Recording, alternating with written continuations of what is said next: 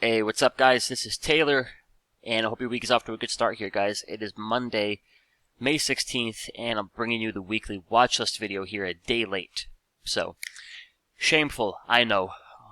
But yeah, guys, busy weekend. On Saturday, I helped out with a simpler class. Basically spent all of Saturday night working on these buy signals and these sell signals, and that was pretty much my Sunday. Grinding away, putting on the finishing touches. The good news is we got these signals rocking and rolling across all time frames, and we should be good to go and launch this come June or July. But as far as the weekly watch list goes, guys, nothing has changed here about the bigger picture. It's a bearish market. The trend, structure, momentum of the S&Ps, the big tech, the QQQs, the semiconductors, it's all bearish. So none of that changes, and therefore the overall game plan doesn't change. I want to short some bounces here.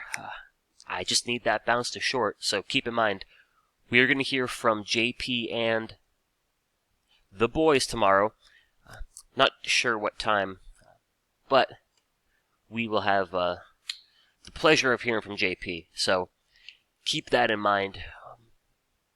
But yeah, as far as getting on short squeeze here, guys, I think if the S&Ps can hold support around 4K, we could see that pop towards 4100, 4150. If you lose 4K here, I think it all could start to unwind. So I'm being patient, I'm behaving, waiting to short the S&Ps, waiting to short names like Apple, the Teslas, the Amazons, pretty much waiting to short them all on the next big rally. So while I'm waiting for that, what I am going to focus on in the meantime are a few of these good-looking uptrends that are still trying to rock and roll here. So obviously, overall a bearish market, but we do have a few spots here, guys, where I think things are lining up for a little bit more push towards the upside. So, one of those spots being UNG, which is natural gas. If you're in the options room or you're in the mastery, I have got y'all in some June expiration positions. But this is pretty textbook, guys. As they say, this fits the bill. We've got the daily uptrend, we have the daily squeeze, but we've also got those daily buy signals. So when I get a daily buy signal here, what that means is both the weekly chart and the daily chart, they are rocking and rolling. Both the weekly and the daily meet all of my trend, structure, and momentum criteria. Then if I get a buy signal on a 4-hour chart, like we had back here, that means now the daily chart and the 4-hour chart are fully aligned. If I get my buy signal on a 2-hour chart, like we had back here, that means the 4-hour and the 2-hour, etc., etc. So I can't get a buy signal on one time frame unless the time frame above it is rock solid. So as far as UNG goes, and really as far as any trade where we find the uptrend, we buy the dip to the daily 21, what we're looking for is pretty much this good stuff back here. That's the sweet stuff right there. You're looking for that continuation of that uptrend. One thing I'm noticing is when we're really, firing on all cylinders, we're going to have those buy signals pretty much across every time frame. The daily chart down to a 30-minute chart, even down to something like a 15-minute chart, you should have those buy signals getting printed. So as far as UNG currently sits, we've got a good trend, we've got good daily structure, we have the daily squeeze with the buy signals. I'm still waiting on the buy signals to print on a few different time frames here. And like I mentioned, we have our June expiration long positions, and we're looking for a push here towards 29 to 30 bucks. But as far as adding to the position or as far as opening a new trade, since you guys don't have the buy signals here just yet, my suggestion is watch this 4-hour chart closely. I think you want to look for two things. One, a squeeze would be ideal. Always looking for a squeeze, but two, if that histogram can shift positive, and that momentum can start to turn in the favor of the bulls with a light blue bar here, could be getting ready for that next push. Very much like back there. So all in all, guys, good looking uptrend. You've got buy signals since March. So it all looks pretty good here for that push towards 29 to 30 bucks. Next up is going to be Coca-Cola and Pepsi. The two sodas going hand in hand. Coke looks pretty good, guys. We've got buy signals on the daily chart. In addition to a daily squeeze, we've got buy signals on the 4-hour chart, along with a 4-hour squeeze. we've got the 30-minute buy signals, and we've got the 15-minute buy signals as well. So, something like this where the daily chart is aligned also means the weekly chart is aligned, but then you've got full alignment on a 4-hour, a 30-minute, a 15-minute. Granted, I'm not much of a 15-minute chart kind of trader, but when everything is, again, fully aligned, you've got structure stacked on top of structure, momentum stacked on top of momentum, trend on top of trend. These 15-minute squeezes, they can be solid for some continuation. So I think for Coca-Cola here, the target to the upside would be about, $67 to $68. Usually going to look for that push towards 2 AR. So no position there just yet. I would like to buy it a little bit closer to that daily 21. But Coke is looking pretty good here, guys, as is its cousin, Pepsi. Essentially the same setup. So for Pepsi, I think you'd look for a push towards 178-ish. You're trying to lock those profits into the strength. So what I think is better than trying to get greedy, trying to make a little bit more, take profits into the strength. Way less headaches and, more capital turnover. So you got Coca-Cola, we got Pepsi, we got UNG, and next up here, guys, is USO, US Oil. You got a lot of good alignment here. So for USO, we have the daily squeeze with the daily buy signals. Keep in mind, you got one bad mofo level of resistance around, call it 83 and change, 84. Y'all can see the resistance here just looking at the chart. But a lot of times that daily squeeze, that's what can pack, big enough of a punch to try to get through resistance and take you into new highs. So we've got daily buy signals on the USO. Let's see what else we got here.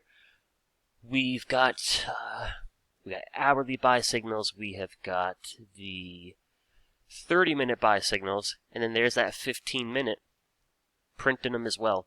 So for USO here, guys, it kind of made the move today into what would have been my initial target. I never traded it, never got an entry. I do think if it breaks out, it's probably headed towards 90. If it can be gracious enough to grant us one more dip back down towards that 21, then I'll jump in. We'll probably get some positions for June or July expiration, looking for that push and the breakout. So the quick recap. UNG, you got full alignment on your daily chart, and you got the buy signals on your... Well, for UNG, that's it. That's right. So for UNG, good daily structure. Watch that 4-hour chart closely. The histogram can shift. I think she's off to the races here. We've got USO looking pretty good. You could also look at crude oil. Same setup, same structure. So crude oil, this can break out through 115-ish. You probably got a pretty clear path back towards 130, which would help USO.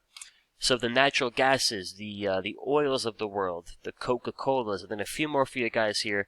I think Kellogg's, not the sexiest name on Wall Street, but you got buy signals all over the place. So any pull back to that daily 21, I think it warrants a little bit of attention. You got General Mills here, GIS, looking pretty poised. For me, the target here would be about 74 and change, so I'd much prefer to buy the next dip. But that's on our bullish watch list, and we got a few more names here, guys. I'll try to leave you with one more solid one. How about some BMY? Good trend, good structure. We've got daily buy signals. We have got 4-hour squeeze, no buy signals just yet. Nothing on the 2-hour. Nothing on the 1.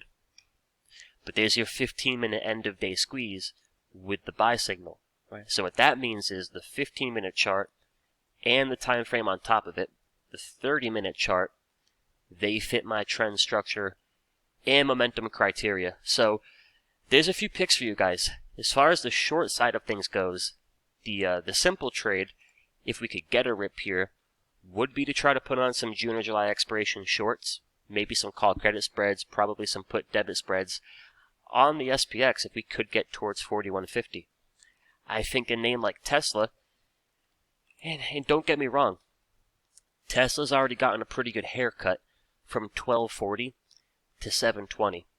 But I do want to show you a few things here, right? A few fundamental things that do suggest if Tesla doesn't clean up its act quickly, it could trade much lower. So I'm going to mark up the 750 level. And the 750 level, guys, I think is going to be a big level to watch over the next few weeks here. So as far as the structure goes, daily signals, or the daily chart rather, obviously pretty beat up. But what I really want to show you here is the weekly chart and the monthly chart. So what the weekly chart currently suggests, with a weekly squeeze, with a negative histogram, under that 21 EMA, what that suggests is this buildup of energy is trying to release that energy to the downside. So this is where we got to remember that rule of thumb of the squeeze. Once a squeeze fires, we're going to look for 5 to 8 plus bars of momentum in that direction. So for a weekly chart, when it fires short, there's the potential for 5, 6 to 8 weeks of momentum to the downside. So in this moment in time, just because we've gone from 1240 to 720, to think Tesla can't trade lower, and keep in mind, I'm not saying it's going to trade lower, and I wouldn't short it here, I'd short it on a bounce, but to say Tesla couldn't possibly trade lower from here is exactly the same as saying back here, in a bullish weekly squeeze, that Tesla can't trade any higher. That squeeze, with the potential to release energy and give you 5 to 8 weeks of momentum to the upside, that begs to differ.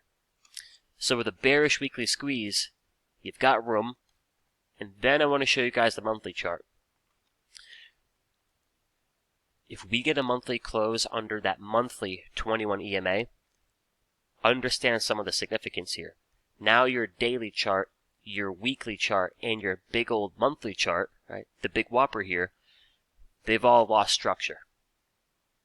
That's where potentially you start to go into big time downtrend status. And as I say this, we got to remember the market can change any freaking minute.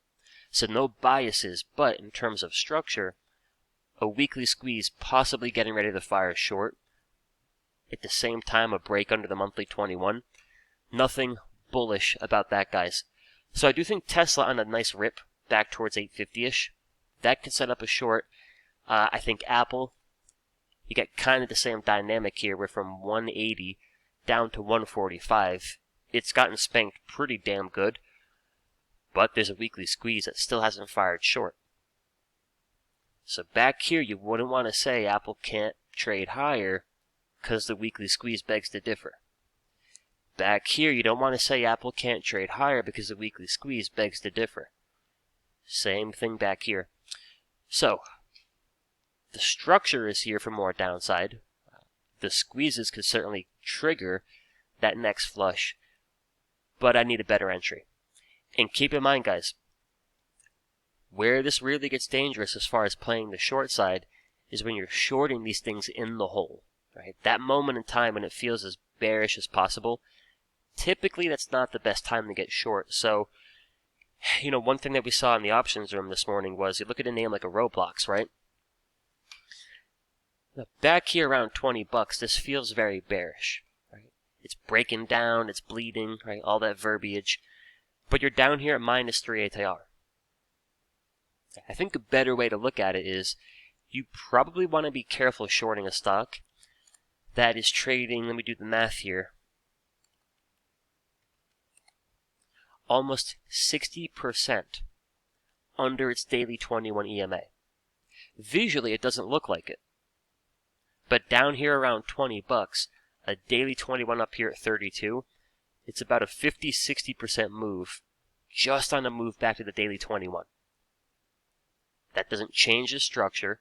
Roblox is no longer, it's not like it's not bearish anymore. If anything, that's the shortable bounce. But you've got to be careful trading 20, 30, 40, 50, 60% under that giant magnet. If you want to take it a step further, some of these things are so cooked on a weekly chart, with a low around 20 bucks and the weekly 21 up there at 50, it's 150% under the weekly 21. So the point being, guys, is you can have a downtrend, you can have bearish momentum, we can have the sell signals. We still have to pick our spots wisely. It's the same kind of execution, the same kind of discipline we want to have when something looks bullish. So over here, Tesla looks pretty damn bullish. But you come chasing this thing around 1150, that pull back to the 21, it smokes you. So, nothing has changed here, guys. We've got bearish weekly squeezes. We have sell signals all over the place. However, we still have some good-looking trends. Right? Energy looks good. USO looks good. So, oil, natural gas, you got the Kellogg's of the world. If you know where to look, and if you're open-minded to looking outside of the FANG stocks and all that sexy stuff, still some good trend out there. But there you have it, guys. That's my focus this week. As far as open positions, we've got some longs in UNG. We've got a starter position short in McDonald's with some call credit spreads. And then we got some unbalanced flies here on the S&P 500. But I hope you all found this helpful. As always, I really do appreciate each and every one of you subscribing, watching the videos, hitting that like button. And I'll keep you all posted here as we're making progress on these triple threat buy and sell signals. But that's it for tonight, guys. I gotta take my dog for a walk. I'll talk to you in the next one. Be safe.